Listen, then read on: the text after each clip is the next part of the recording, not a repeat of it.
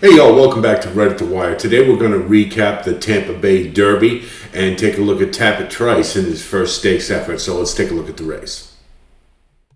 Okay, let's take a look at the Tampa Derby. It was a nice day out, so it was a good day to evaluate horses, and let's see what happened. And you see, as expected, there goes Zydeco swooping right across to get up to the lead. And Shesterkin may have had ideas for the same thing, but he couldn't get there. So he ends up raiding again. Tapit Trice broke slowly, not poorly, and he's in the back. And at this point, given the bias and given the way stalkers and early runners had been dominating the races, that he was really up against it, and he'd have to put in a big effort in order to overcome the bias. So Prairie Hawk, he followed Zydeco, what we thought, got right to where he wants to. And you see Shesterkin basically was sort of forced to raid again, given the way Zydeco broke.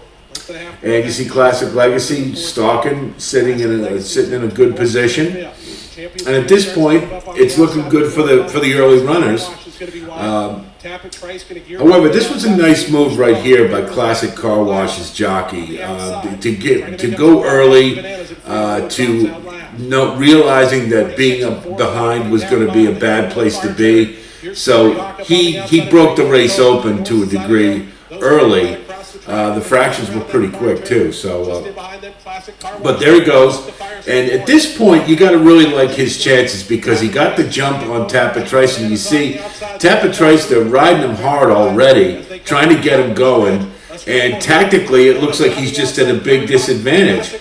It's looking really good for Classic Car Wash, but as soon as he comes off camera, he comes right back on again. Here comes Tapit Trice, turns on the jets, and he decides it's time to ride. And he just put this field away and demonstrated who the boss was in this field, as we expected. So, nice finish for Tapit Trice. And as you can see, of the top five, we had four of our top five.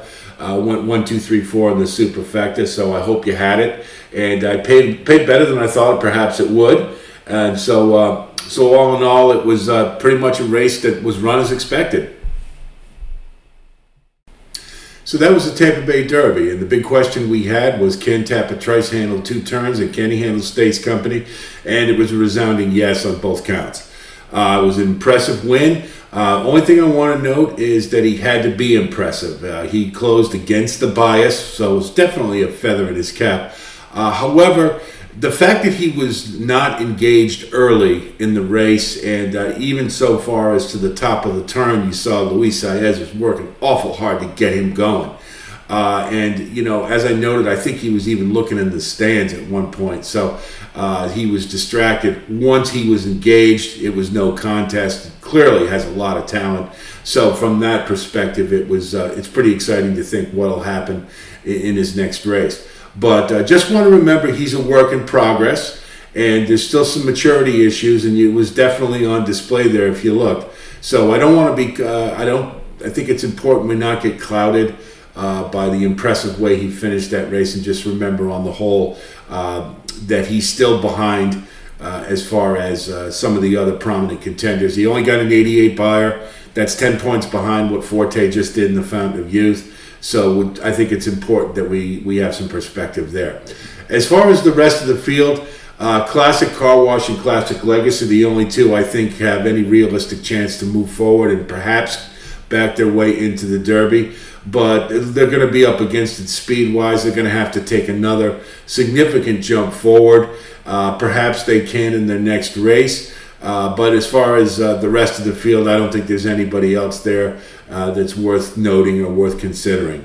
So we got our major question answered. Tapit Trice is the real thing, that's for sure.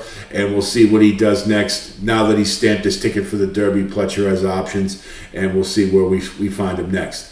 I will have a video later this week on an updated Kentucky Derby top 25 list to reflect Tapit Trice's win and some notable defections, and we'll talk about that later this week. If you do like what you see here, of course, please like and subscribe, and we really do appreciate you coming by, and hope to see you again real soon, and I'll talk to you then.